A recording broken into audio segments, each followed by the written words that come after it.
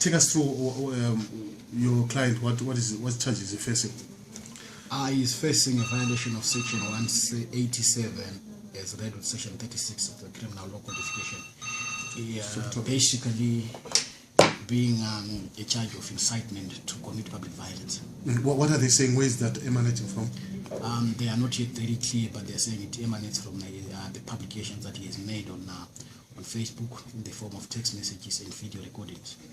But we shall be in a position to clarify that at 2 o'clock when his caution statement is going to be recorded.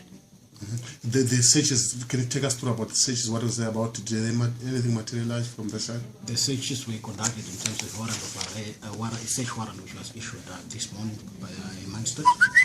They are looking for 3 things. The first thing that they're looking for is a baton stick. The second one was a crushed helmet, which I'm sure did a lot of rounds on Facebook and social media, I think a few days ago.